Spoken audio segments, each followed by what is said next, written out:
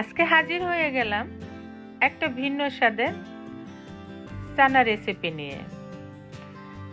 আর এই নারকেলি চানাটা রান্না করে যদি একবার খান, এর স্বাদ কখনো ভুলতে পারবেন না। আর সামনে রমজান আসলে তো কথাই নেই। সবাই তো চানা মশলা করেন, চানা রান্না করেন, চানা ভুনা করেন। আর এভাবে যদি চানাটা নারকেল দিয়ে রান্না করে খান, এই রেসিপিটা ফলো করে বারবার খেতে মন চাইবে। তাই আপনাদের সাথে আমার এই মজার রেসিপিটি শেয়ার করতেছি আজকে। আমি একটা প্যানে তেল দিয়ে শুকনো মরিচ দিয়ে দিয়েছি, দিয়ে দিলাম পেঁয়াজ কুচি। কারণ রমজানের সময় আমরা সবাই তো চানা ভুনা করি, এভাবে করে খেয়ে দেখবেন। আর দিয়ে দিলাম একটু কালো জিরে, একেবারে ভিন্ন স্বাদ, ভিন্ন রঙের, খুবই মজা। দিয়ে দিলাম স্বাদ মতো লবণ, আর দিয়ে দিলাম একটা টমেটো কুচি। এখন ভালো করে একটু ভুনিয়ে নেব।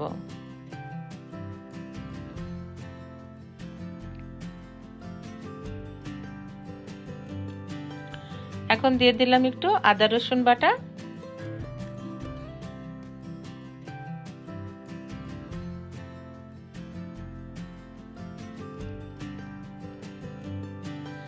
আর দিয়ে দিচ্ছি একটু হলুদের গুঁড়া, 1 চা চামচ দিয়েছি।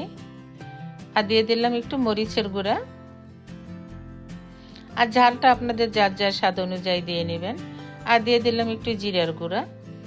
এখন ভালো করে মশলাটা ভুনিয়ে নেব।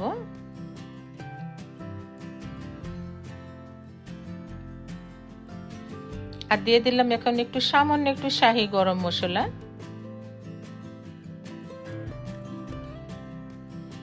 আর এখন দিয়ে দিলাম নারকেল কোড়ানো।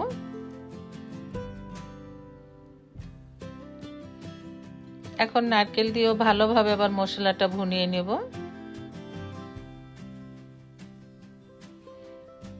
আপনারা এখানে আস্ত গরম মশলাটা দিতে পারেন।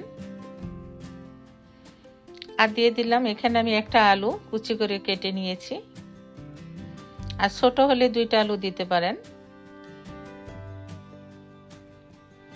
এখন নারকেল আর আলু ভালোভাবে একটু ভুনিয়ে নেব। এখন দিয়ে দিলাম সিদ্ধ করে রাখা চানা। চানা বলেন, বুট বলেন, ছোলা বলেন, যাই বলেন।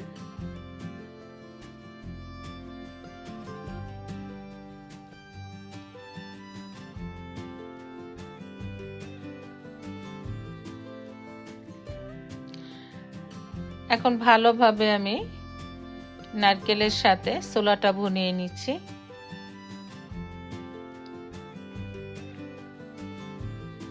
খুব ভালোভাবে একেবারে ভুনাতে হবে।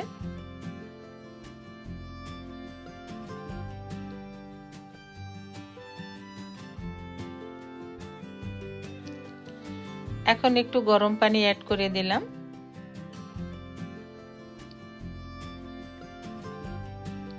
বেশি পানি দেব না, সামান্য পানি দেব, কারণ আলুটা যাতে একটু সিদ্ধ হয়ে যায়, কারণ চানাটা তো অলরেডি আমি সিদ্ধ করেই নিয়েছি।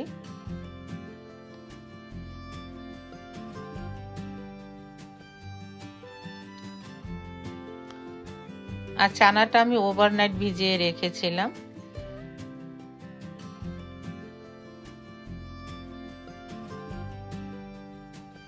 এখন দিয়ে দিচ্ছি একটু বোম্বাই মরিচ, নাগা মরিচ আর কি। আর এভাবে একটু বোম্বাই মরিচটা যারা ঝাল পছন্দ করেন দিবেন, আর যারা ঝাল পছন্দ না করেন তারা দিবেন না।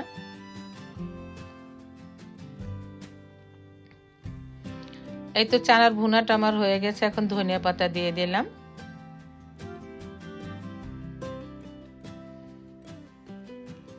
এখন কিছুক্ষণ নেড়ে চেড়ে এটা নামিয়ে নেব।